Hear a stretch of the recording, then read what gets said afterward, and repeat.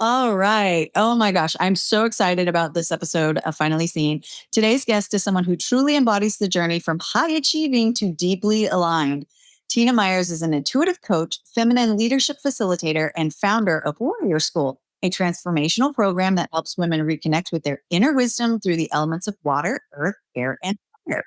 Once a nationally recognized attorney, Tina left behind a path of conventional power to build a life and business rooted in joy, intuition, and embodiment. She now guides women, advocates, leaders, and change makers to reclaim their voices, heal burnout, and lead from a place of wholeness. Welcome, welcome, welcome, Tina. Thank you for joining me.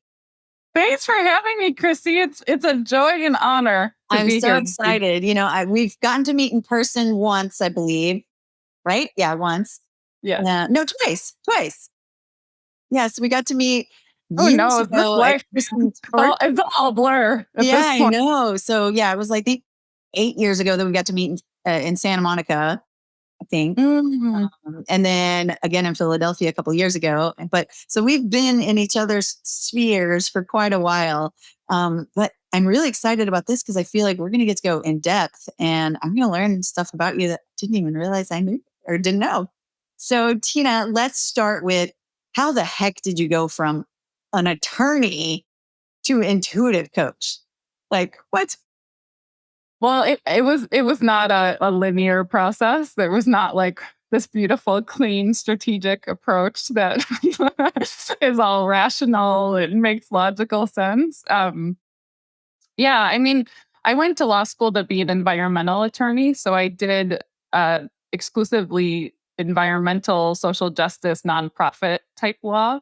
So I went for advocacy. I've always had a deep connection to the earth and to humans and a very sensitive heart and soul. And there was a part of me, my inner advocate, I would call it, like the part of me that cared deeply about these issues and wanted to speak up on them. And I think also be a leader, even though I wouldn't have been able to articulate that back then. And so that's what originally called me. So I don't know that it's like so different. Like it's on the surface, it sounds like attorney to intuitive coach. It's just one sounds very corporate and sort of masculine, and one sounds very like woo woo or feminine in some ways. And the truth is, I've been the same human the whole time, right? And I think it was just different parts of me wanting to come out.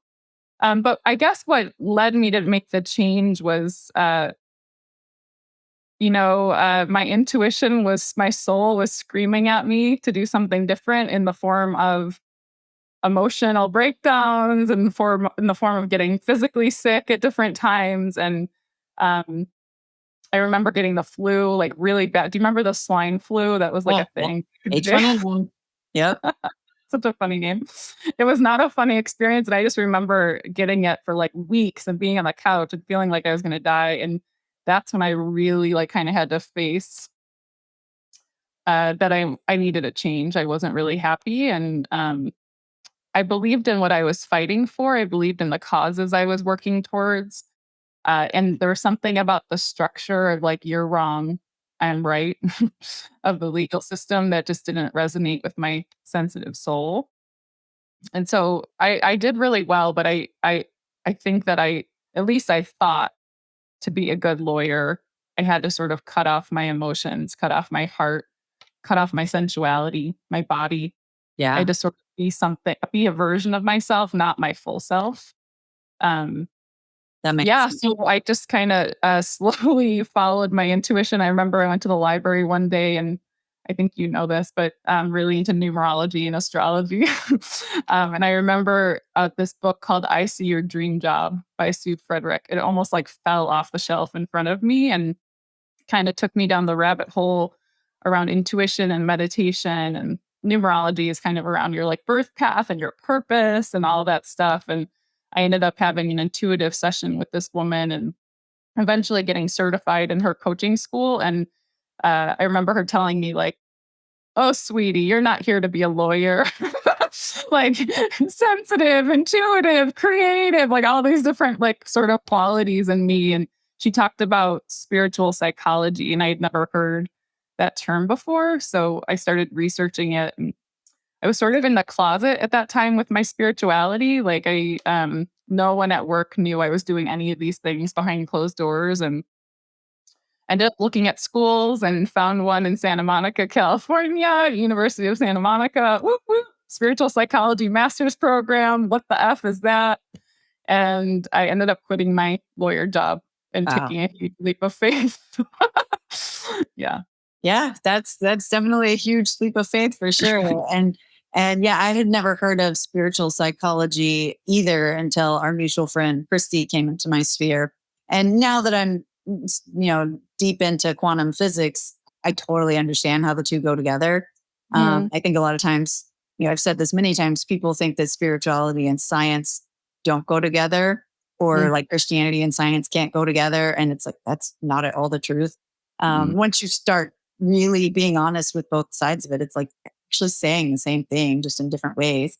Um, when it comes to intuition, I know that, you know, um, you mentioned your body physically was rebelling, saying something has to change. And, I feel like that happens a lot to all of us. And, our mutual friend, Christy, she's currently, her podcast season is talking about right relationship. And Mm. I think that that's what it boils down to is your body was like, you're not in right relationship with yourself and your path that you're supposed to go onto. And I'm going to force you to stop and look at it. Um, for women who are maybe in the same boat where they feel like something's just not right, and maybe they are constantly getting sick, or but they keep, oh, it's just this, it's not you. What is your suggestion for how they can get honest with themselves in looking? Is it my body going, stop? Something has to change, or is it just not? Oh, such a big question. Yeah, Um, sorry. and no, it's a great question. I think I love what you shared about right relationship, and it actually made me think of being in right relationship with our body and what that actually means. I'm sure we'll talk about it, but I run a program called Warrior School, and we have an entire unit on the element of Earth, Mother Earth, and our bodies. And for me, part of the intention is opening back up that relationship. It's almost like a human relationship. We have to open up the channels of communication. We need to listen Mm. to each other, and we need to be with each other and invest in each other and love each other, right? And so when you think about that, like going inward to your body, I feel like the body, especially as women, it's mysterious like Mother Earth. It can be dark, it can be painful, it can be excruciating, it can be ecstatic, it can be filled with pleasure. It's magical and mysterious. It can die, it can birth, it can create. I mean, it's really, if we let our actual human brains fathom what's Yeah. possible through especially a woman's body, or at least the feminine in anyone's body, I think I think our sort of hierarchy in the world, our way of measuring success would be wildly different. I think there's so much in the feminine and in our bodies, in the earth, in our souls, that's just not honored or appreciated on sort of the patriarchal, structural, societal scale of what success is, right? Mm. Or what is important. And for me, like, that's the whole, like, lawyer to life coach thing. Like, it's like a funny external example, but I think what it actually represented was me, first measuring myself by external measures of success versus going within and really owning my full authenticity, my true sources of power. And I think a lot of those sources of power lie in our body. Mm. And the other thing I think I would offer, I don't think I'm answering your question, but the other thing Oh, that I would offer is, the first thing that popped in for me was gentleness and compassion. Physical issues are no joke.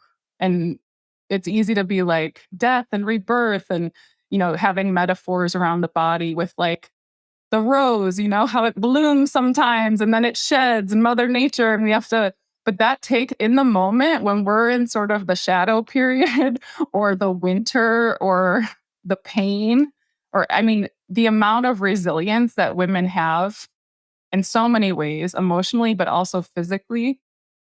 I don't think society really fully honors that and understands and appreciates the strength available to women and the resilience, because physical issues can be no joke, and it can be a dark night of the soul. It can be it could be agony in your body, and also trauma in your body and all the things. Yeah. I also think I was going to qualify myself and say not to be too woo woo, but I may as well just take that off the table. But I also think that lifetimes, like our lineage flows through our body in some ways. Like they say cells have memory, right? And our as a woman, our cells were in our grandmother's womb at one point. I mean, it's like mind blowing to think about. And Yeah. so I think especially for those of us here on earth at this time, I do think the healing work we're doing, the compassion and gentleness, hopefully, we're bringing to our bodies is helping unwind and unravel trauma and old patterns and pain and dysfunction from even generations past. Yeah. I So think this is why I that's say warrior, because it's like this shit's not for the faint of heart. so true. I mean, and you bring up that point about the cells having memory, and they totally do. And our cells were literally in our grandma, and what trauma she might have experienced, or joy, or whatever memories the cells are holding from that. It's just fascinating, and it makes you understand on a scientific level why generational trauma exists. And it's like, well, yeah, it literally is passing down from one generation to another, even if you aren't purposefully doing it. Scientifically, it's happening unless you change it. So I love that you brought that up. That's a really cool point. Yeah. And if anybody hasn't gone down that rabbit hole to really, really look at all that, it's mind blowing. Um, you also talked about, winter, and explain that a little bit, because some people, I've talked about, shadow work that I've had to do. And some people are like, what the heck are you talking about? Well, again, I'm not an expert on life by any means, but this is just from my own experience and who I've been able to learn from and work with and be of service to. But um, from what I can gather, this human experience is all about polarity. Like we come here, and I personally believe the divine is flowing through each of us. So that's one of the things that I hold in warrior school is women literally have the universe inside of us. Like we literally have the power that made the stars, made the earth in our cells. And you could say humans just do in general. And so I do believe we have a soul and we have a purpose here, and we have deep, deep ancient wisdom that maybe we can't even explain from our experiences in this lifetime. And we came here to be human. And so I think it's easy sometimes in the personal growth and spiritual arenas to want to bypass, and everything's all love and light, and we're all one. And I believe that's true, and that consciousness is true. And the dark is always needed too. The dark is just as important. So it's kind of like the light and the dark are kind of the divine and the human. That's what it makes me think of. It's like Mm. the polarity of being this human and being in pain, and then also maybe having a spiritual download come through at the same time.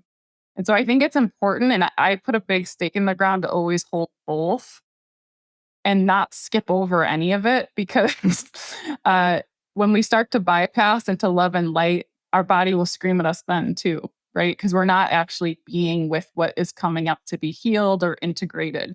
Yeah. So you talk about shadows, or when anyone talks about shadows, it often just means the wounds, the fear, the constriction.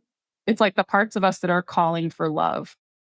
And so and what I found is, unfortunately or fortunately, you kind of got to go through it in order to come to the other side. It can often be like the shadow is like a portal to the light. Like We that. have to bring compassion and be with it, and unfortunately feel it and go through it. And it almost, what I find is it kind of propels us into the light. Like it kind of moves us forward into expansiveness by being with it. It integrates it. Oh, And that's thank you so much. the compassion thing I think is really important, especially with the body stuff, because sometimes it can feel like our body's at war with us. Like Yeah. I get that. we punish, I mean, so much can come up when we have physical issues consistently. You said a lot there. Their initial thing that you said goes right to the universal law of oneness. And, so whether you're not Christian or Christian, it's essentially God is, he made us in his image. You made me think of the universal law of oneness and how we're all connected and all of our elements are connected, our atoms, and we're all just one. And then you also talked about the polarity side of things, which is also another universal law. And you're totally right. There has to be the opposite, the yin and the yang, like people talk about. There has to be that balance. And then you also talked about not skipping over it. I think that is a huge point because a lot of women, I think, feel like they have to constantly be positive. And I do find myself to be a positive person, but not to the point of not understanding what currently is as well and acknowledging what is. So I don't sit in what is, if that makes sense. But explain, if you will, kind of what you mean by, I guess maybe that leads to like maybe the toxic positivity side of things. And so maybe expand a little bit more because I feel like as women, a lot of times we're told to just be positive. Oh, for sure. Yeah. And it can be really toxic. One of the things we talk about, especially in Warrior School in the body unit, is like the yeses and the nos. And to me, part of opening up the relationship or the communication between yourself and your body and listening to her, um, intuition, I believe, I mean, intuition can be in lots of places. It can be in your higher mind, it can be in your heart, but it also, I think, lives in your body. Yeah. There's wisdom in your body, whatever you want to call it. And so I do think like as we start to sink in and start listening to our body, she'll tell us if something's a yes or a no. So we have a whole class on healthy boundaries. We also have a whole class on opening to receive. And to me, those are two sides of the same coin. And our body will tell, like, if you can even like feel into your body right now and just imagine like it opening to receive good stuff and then like closing the gates to keep out toxic stuff. Right. And I think that yes and no and starting to listen and then trust it and act on it could be a life's work in itself Mhm. for a woman because of what you just said. Like and not everybody's story looks different, but many of us have been trained that our yeses and nos don't matter. Our needs don't matter. They're not a priority. We always should put everybody else before us. And on the other hand, often many of us have had our nos violated, some in really extreme traumatic ways. And so that trust, like part of it's like rebuilding self-trust Mm. and starting to listen to the yeses and the nos, and then the next step is being able to act on them and speak. And the reason I'm bringing that in is because I find, at least for me and for a lot of women, when we don't prioritize our needs because maybe we've been told that's what it is to be a good woman, or sacrifice is needed in order to be good, or all the shit that we've been walked in, right? When we don't prioritize our needs, it seems selfless from the outside, but actually it just leads to resentment and all of our we start resenting, and there's like toxic ooze that comes out sideways through being passive aggressive or whatever it looks like. So people can make a big deal out of an empowered woman who actually says no to something, or draws a boundary. And many of us get triggered by that. I still sometimes I have to watch it. Like I try to walk my talk and really say no with love when something's a no for me, and trust that if it's in my highest good, it really is in the highest good of all.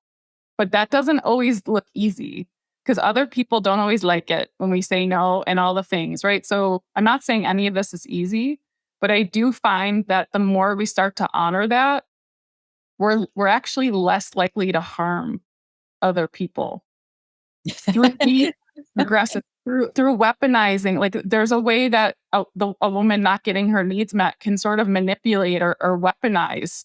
Sort of, I'm going to give to you, so now you need me, or now you owe it to me, right? And I'm not saying that to judge anyone. We've all worn all these hats before. We're all just doing the best and learning as we go. But to me, a lot of like reopening these channels with our hearts, with our bodies, with our spirit, with our higher mind is actually an act of integrity and responsibility in the world as leaders. Yeah. That's one thing that comes to me a lot is the integrity is one of my core values. And And I'm learning that it was integrity with myself, that I was not in line with my value of integrity, because I was letting people go through boundaries or saying yes when it should have been a no. And I just wasn't in right relationship with myself and integrity with myself. And then, like you said, it oozes out. And I would find that the campaign maybe wouldn't have gone as well, or the outcome of the situation wouldn't have gone as well, or underlying, I was resenting what I was doing, which I never want to be doing, because I love serving people. So if it's ever getting to that point where I'm resenting it, it's like, okay, that should be a hello, something's off here. Um, and I tell people all the time that I'm very thankful for my autoimmune issue, because it forced me to listen to the physical signs. And Yes. so I use it a lot now to make decisions. And, if I'm trying to decide if it's a yes or a no, and I get full body heat, that's a no for me. Like, nope. Cle- So it's like God gave me this amazing gift to be able to quickly make decisions Mm. of heck yes or heck no. And in some way, like what I'm hearing you say is there's like an element of it's actually here trying to support me. And that's a big one too. Like a lot of people say, the universe has my back and it's all happening for me. And I do believe that to be true. And when you're going through the human experience of it, it can actually feel kind of toxic to someone to try to get them to go there when they're in the heat of the pain or the suffering part of it. That's something that I actually kind of struggle with, is what to say to people, because it's like, I know what it feels like to go through crappy situations. I've been through a lot of them. Big T traumas. I've been through those. And so I think I've been through enough of those that it takes a lot now to kind of ruffle my feathers. And so, especially as I'm doing the studies in quantum physics and whatnot, and I'm like, oh, well, you just need to shift your frequency. And it's like, okay, it's not that easy. So, what do you tell to somebody who is like feeling just stuck in that, and they know maybe mentally, I just need to shift my frequency or move through this or whatever, but they're like, I'm feeling stuck. I talk a lot about discernment in warrior school. I feel like my participants are like, I just use that word a lot.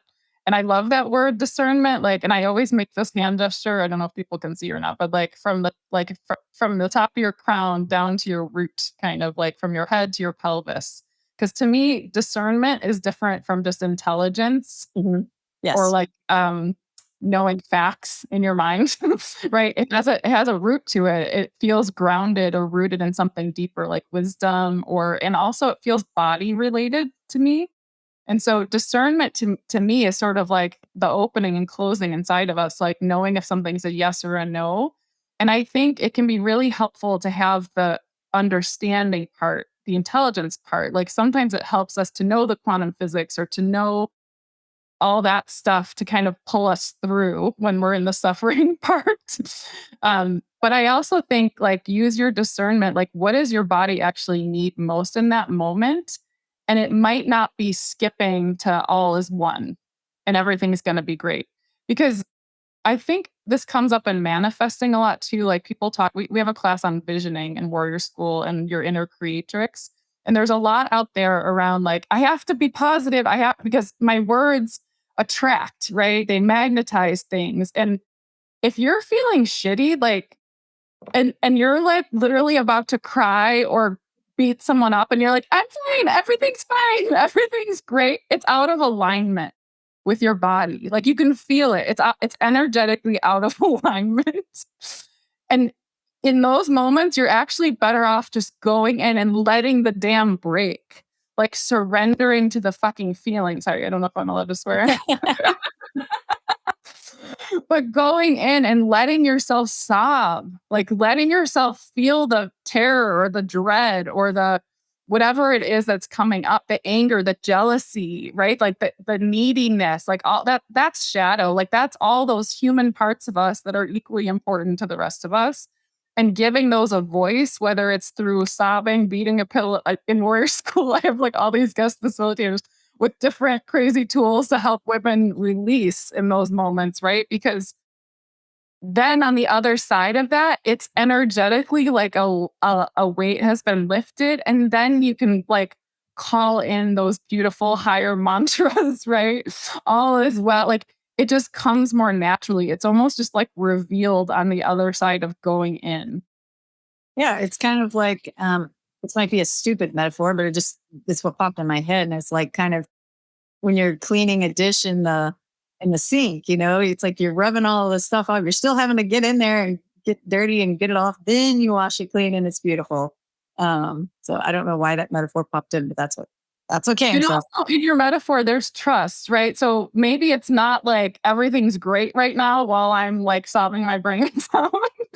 But maybe there's deep down somewhere in your soul, there's like a trust that you're gonna be okay on the other side of it. And that's kind of like you trust that the dish is gonna be clean. You don't like overanalyze all the moments while it's gross. And sometimes it looks even dirtier as you're trying to like get the shit out. It might look even worse for a minute, right? But there's like a trust. One of my teachers at University of Santa Monica used to talk about the oak tree and the acorn, right? And so there's this word entelechy. I'm not an expert on this, but you might have heard the word. You can Google it if not. But it's kind of like the inherent wisdom that comes like an acorn has all the cells, all the everything, all the codes, all the wisdom needed for it to become an oak tree. Like the minute it's here, it's already in it. And using that as a metaphor for us, like intrinsically, like our purpose is in ourselves. Like we have everything we need to grow and heal and evolve. I really believe that. And so like that deeper trust that there's something holding us, there's something rooting us. that's Could be great. really helpful. Yeah. I love that. Tired of overpriced energy drinks full of junk? Same. That's why I use Babella, a self-carbonating hydration packet that gives you clean energy, electrolytes, and vitamins without the crash. Just add water, shake, and sip. It's way more affordable than typical energy drinks and way better for you. Use code ChrissyBernal15 at checkout to get 15% off at drinkbabello.com. Hydration just got an upgrade. One of the things that really started shifting things for me energetically was when I started your manifestation challenge. This was years ago. Oh, the abundance group? Yes, where, it's the 40 days. And, Yeah. at first, when you put it out there, because obviously I've followed your work for years, but you put this one out and I was like, that sounds interesting. I've meditated before, but I struggle with actually like doing it on a regular basis. And you put this challenge out for 40 days in a row. And you put these parameters where we're in this private WhatsApp group. And if you miss a day, you have to be honest and peace out and remove yourself Super from hard. the group. And, I was like, ooh, that's harsh. But then, then when you look at it, energetically speaking, having everyone be honest is the thing that keeps the power of the group going. And I ended up that very first time, not only did I make it the 40 days, but I made it over 80 days. Because I remember when I got to that 80 days, I kind of stopped counting because I was like, heck yeah, I'm amazing at this. And, I think one thing that people struggle with is how to even get started. And so you gave us a book to start with, and it wasn't even an expensive book. It was like, I think $8, something like that. What gave you kind of the idea to start with that kind of container for meditation? Yeah. Well, I mean, I'll answer the question more specifically about the abundance group in a minute, but as you're sharing, that word container feels really important to me. Like having sort of an energetic container where we're also held by each other. And I think that's really important too, to remember that we're not here to do this by ourselves. We actually, it's okay for us to need each other and to support each other and to receive support from each other. And I think that's the other answer to your earlier question about like when you're in the suffering of the body, learning to actually ask for what you need can be incredibly challenging and incredibly vulnerable. And I've had my own journey on that. I still, I still, I said it 3 times. I still have to navigate the whole independent woman, Miss Independent archetype in me and I am independent and I am competent and all of that stuff. But the version of that that's a little overexpressed in me that means I can't rely on anyone else. I have to do it all myself. And if I open myself up to support or help from others, it's vulnerable. It means it can be taken away, or whatever your version of that is. So I think that's also an important part, not only the self-trust, like going within and anchoring into our own roots, but also being willing to have our roots interact with others and having like a safe container where we're supporting each other and holding each other. And with the abundance group, I think on a deeper level, that harsh policy creates a really solid riverbank for the river to flow. And if people start falling off, like they're still in the group and they're not posting, or they're still in the group but they're not meditating, it's actually like causing leaks in the walls of the riverbed. And so the flow is not as strong, because there is a collective energy field that's created even virtually. And on a physical world plane, that the abundance book, I don't use that anymore in my abundance groups. I'd make my own mantras, but in the past I used, if anyone wants to look it up, it's by John Randolph Price. It's a tiny little green book. And it's 40-day practice in there says you have to start back over again with day one if you miss a day. So it's the accountability part. And then during COVID, actually, Kayvon Tucker, he actually ran a little abundance meditation with Deepak Chopra or something on WhatsApp when we were all struggling during COVID. And he put that policy in about you have to remove yourself. And I remember being like, what? And he challenged, because I was like, there's no way, because I was the worst in the past, like around accountability with meditation. And he's like, no, you can do this. And it called something forth in me. And that actually feels like healthy masculine to me. Like it's calling forth the structure in us, or the riverbed in us, the solid container, the integrity, the responsibility. Like all those parts are really important, so we can be in our body, so we can follow our intuition and flow. I love that. And, one of the things that I remember, I don't know if it was during that container or a different time, that I heard you say, you're not going to mess up your meditation. Like you're not doing it wrong. Because I think we put so much pressure on ourselves to quote unquote do it right, and then we end up getting even more in our head. And then it's like, okay, well, 15 minutes have gone by and I've just been beating myself up this whole time. Yeah. And so that was really freeing for me, that, okay, I'm not getting this. Okay, that thought just came in. Okay, I can let it go. And, now if thoughts come in, I'm like, okay, cool. Thank you. Move along. Yeah. But I've been practicing it now for years. And, for me, growing up as a Christian, I was always taught meditation was inviting the devil in. And now that I, understand it more and, have really done it myself, I'm like, that's not all what I'm doing. Maybe some people do that, but that's not what I'm doing. And it's like, I have more conversations with God than I've ever had in my entire life, because I feel like it's just an ongoing thing too. And the meditation is a time for me to shut up and just listen. And to me, that's how I was trained to access my intuition, was through meditation. And I still use it to this day. The programs I design, the workshops I design, blogs I write, like I will set an intention, and anyone can do this, I believe, like before your meditation. And whatever you believe in is great. Like you can, if you're a Christian, you can set the intention to connect with Jesus during it. Like it doesn't have to be something you're comfortable with. If you don't believe in anything, you can just connect with the source within you, or you can connect with your higher self. I mean, you can set whatever intention you want. And I do think it's powerful to set an intention or center yourself, or if you pray, whatever that looks like for you before meditating. I think it just helps you sink in so much quicker and easier. Yeah. But I will literally ask for divine guidance before I meditate. I'll set my timer for 20 minutes. And I'll ask for it specifically, like, what is wanting to come through me for this podcast? What is wanting to come through me for this workshop, for this meeting, whatever it is. And I'll have a journal on my lap. And when I'm done meditating, after 20 minutes, the thing goes off. And I ask that it goes through my pen. And for me, that's how it works. Other people hear their intuition. Other people, sometimes I'll see images and I'll write those down, like symbols or images. But yeah, to me, it's not always the tool I need. Like you said, like if I'm really spinning or spiraling or judging myself or like really anxious or in my head, sometimes I need something a little more physical. So I might need like release writing is another tool we use in Warrior School, where you like just give a voice to all that crap to get it out of you, you know? And sometimes you just need to like get it out and let the emotions come up behind it.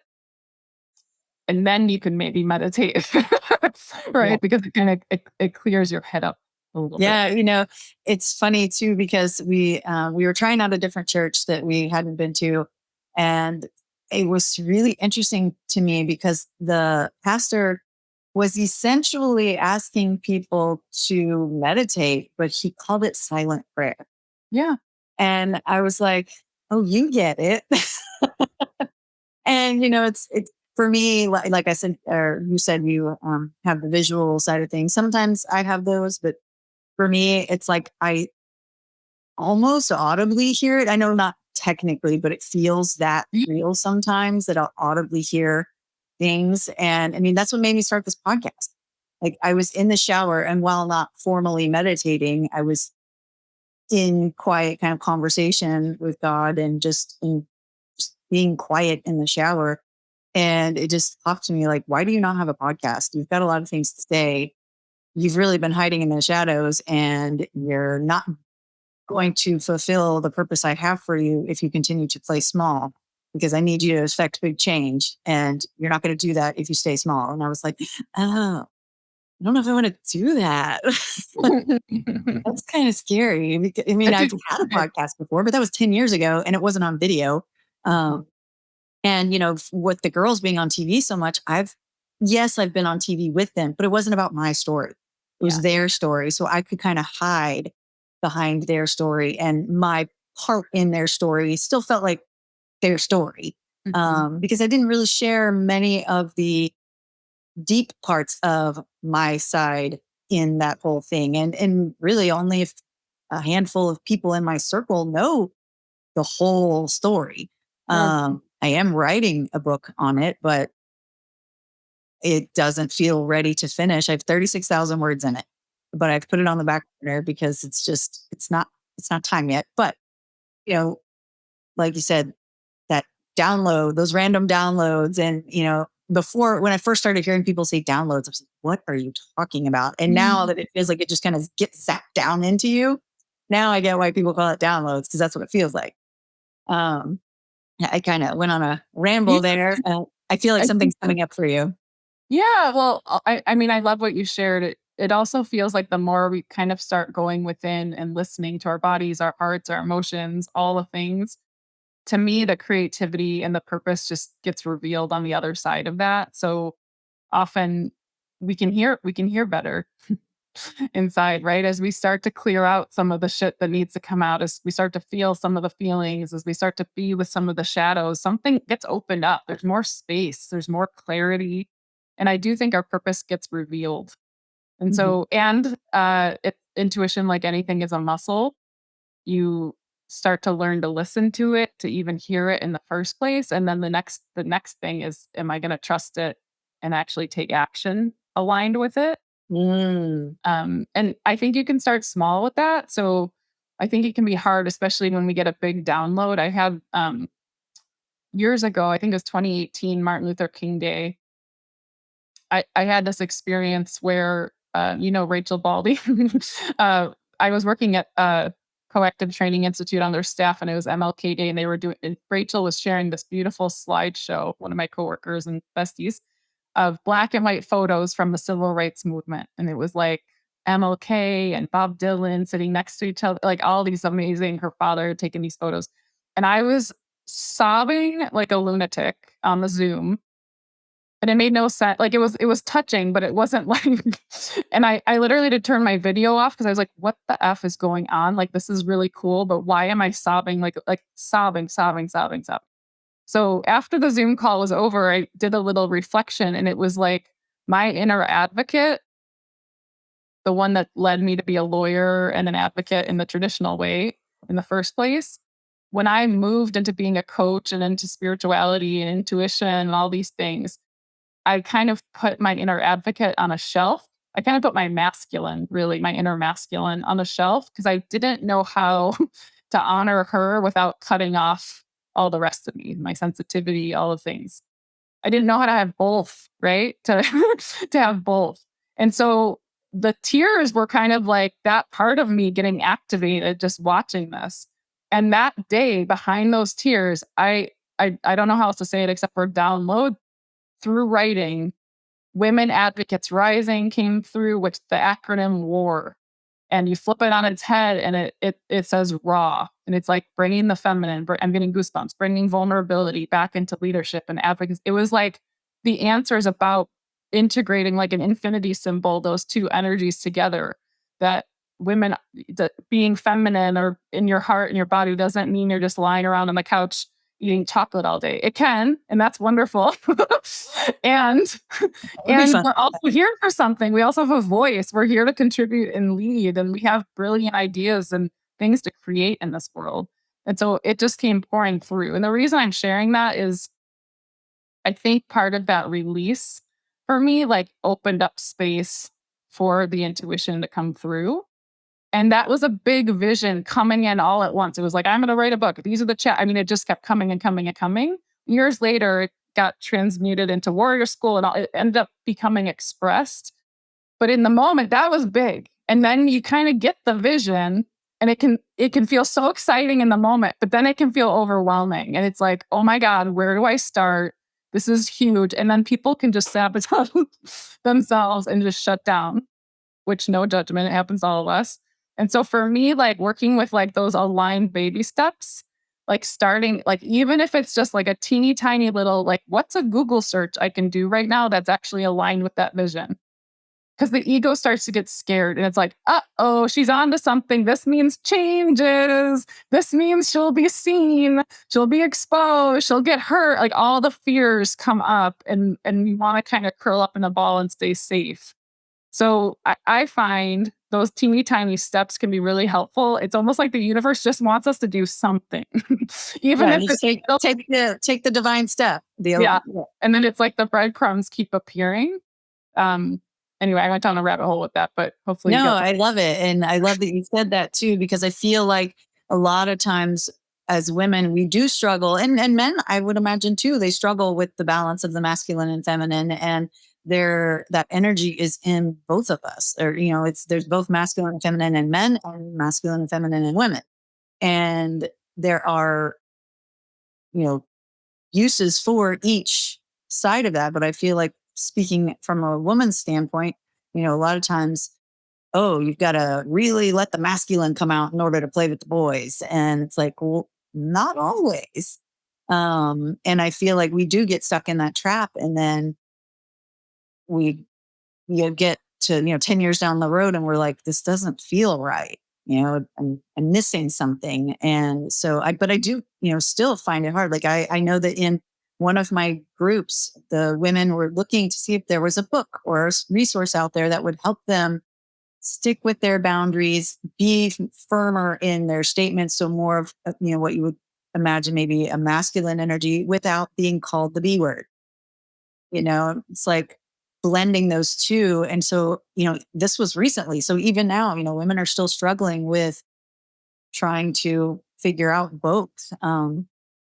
I guess tell me too, your warrior school, where did the earth elements come into play? I know you talked about earth and the connection we have with her, but where did those specific elements come from? So Warrior School came kind of through me in 2020. I was during COVID, I got laid off from my full-time job at the time because of COVID. And then, I was living in LA and there was fires and riots and curfews, and I was living it was a lot happening. And that summer I was kind of an entrepreneur for the first time. It was like, okay, universe is like, you're ready, let's do this. And you're like, am I? Yeah. So I spent some time, I did a creative retreat down in Mexico. And I just spent some time kind of creating and letting what wanted to come through me come through for my new business or whatever. And that's where Warrior School came through.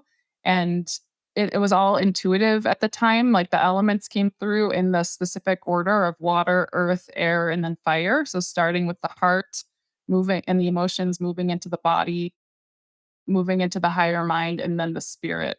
And I didn't know why they were in that order at that time, but it just, all these topics came through for each unit and mantras, and the whole thing came through. Like, that tends to be my creative process. It kind of comes Interesting. through. Yeah. Um, and so after that, like, now that I've run Warrior School, I just graduated this week, the ninth cohort. So we're at 77 Okay. grads. Yeah, and so through that process, I've been learning, of course, too, right along with everybody, and, I started to, like, see more external reasons why it was in the order it was in. Mm. In the elements, like, the feminine elements are known to be water and earth, and then the masculine energy elements are known to be air and fire.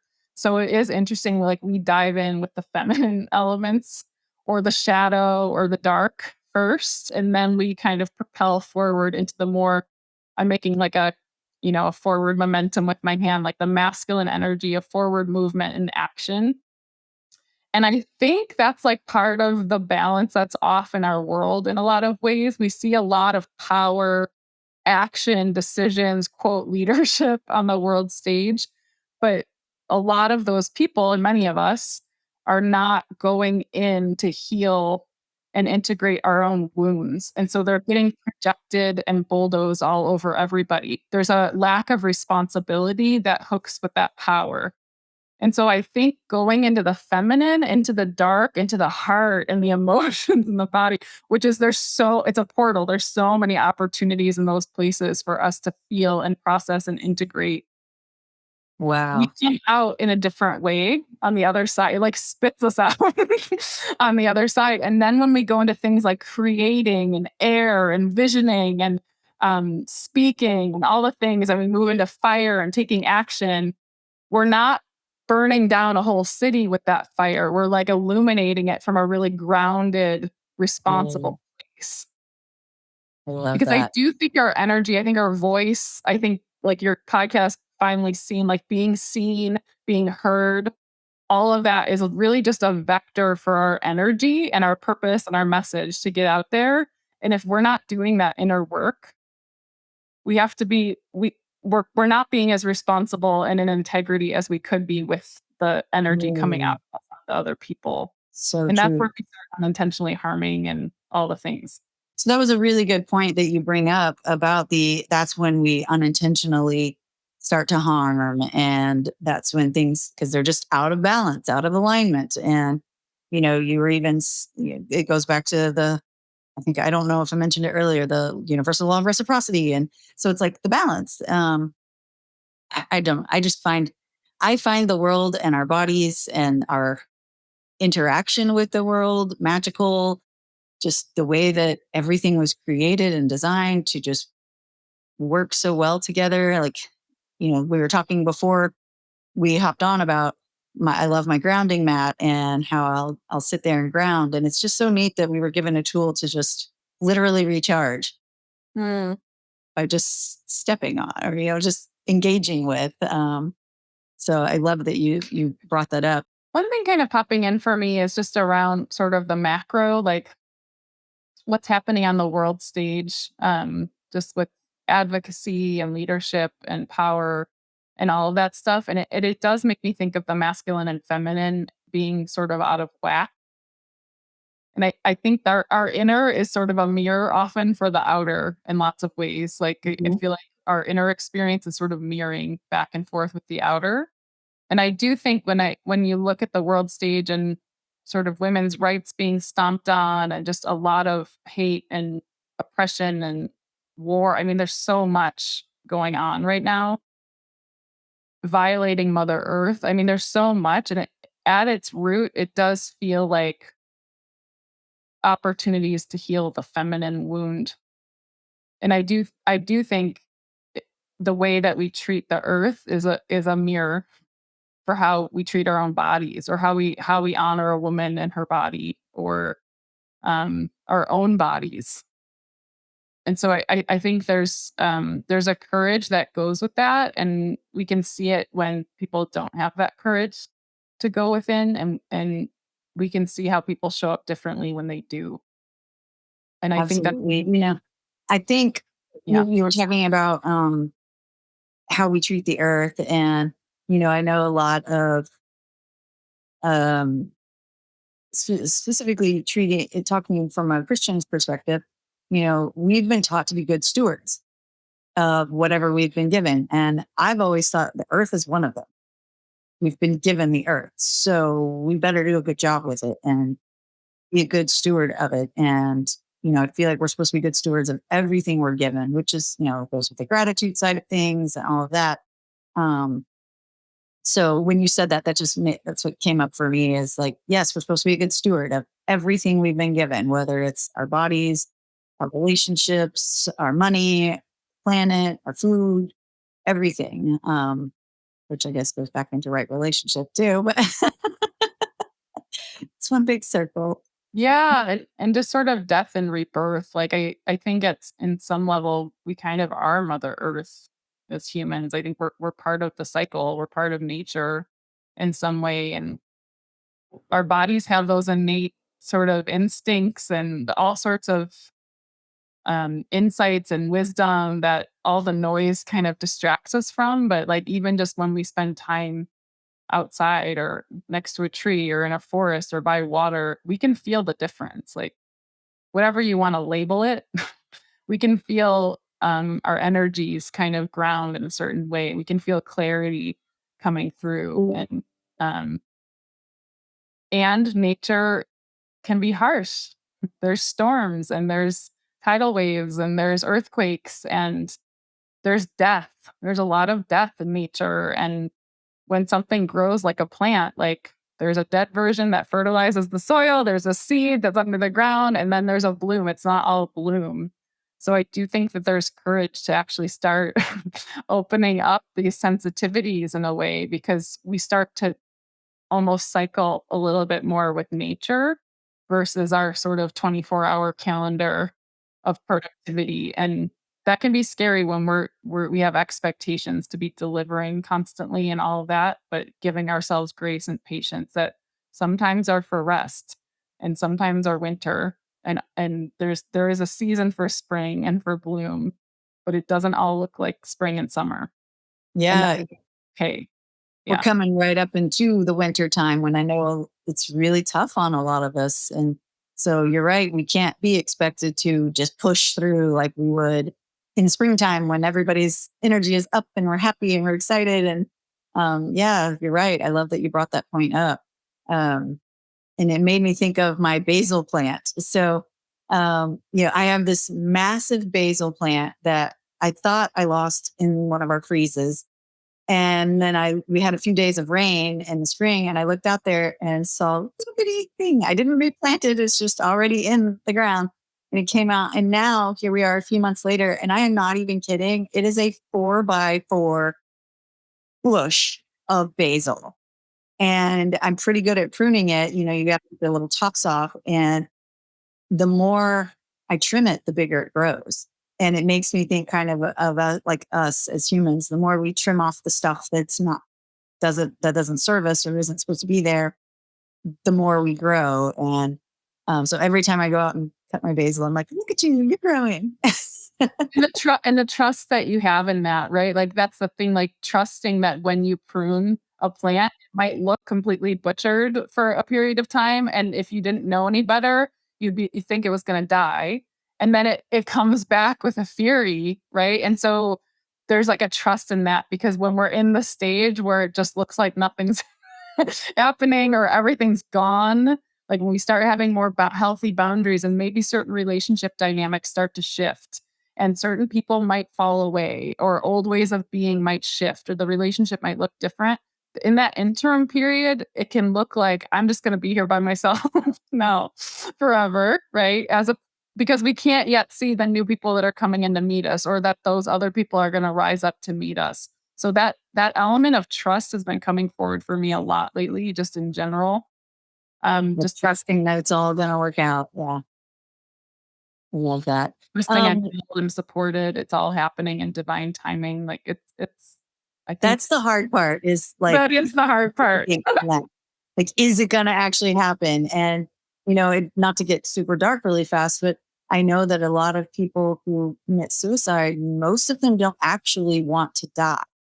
They just don't know how to make the pain stop, and they don't see how they'll get to the other side. And so, that's the really hard part, is just trusting that there will be another side of some sort.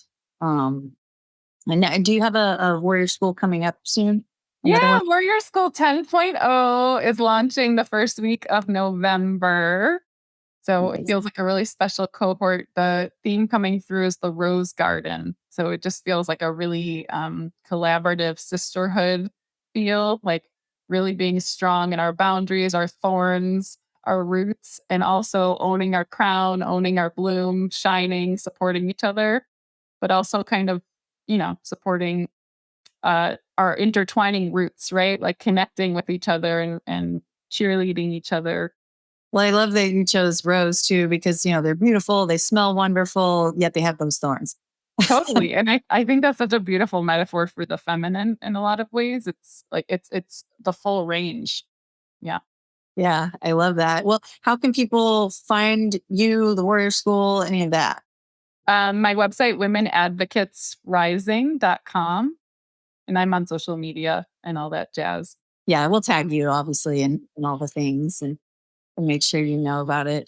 Thank you so much, Tina, for coming on here. And I said at the beginning, I have no idea where this conversation is going to go, but we'll just go with it. And so I'm sure that there are nuggets that somebody needed to really hear, because you and I are both on a kind of whatever comes out was meant to come out, and it was meant for somebody. So Thank you for having me, Chrissy. This was awesome. absolutely. Well, thank you for the listeners for tuning in, or for those on YouTube for watching. And we'll see you next week on an episode of Finally Seen.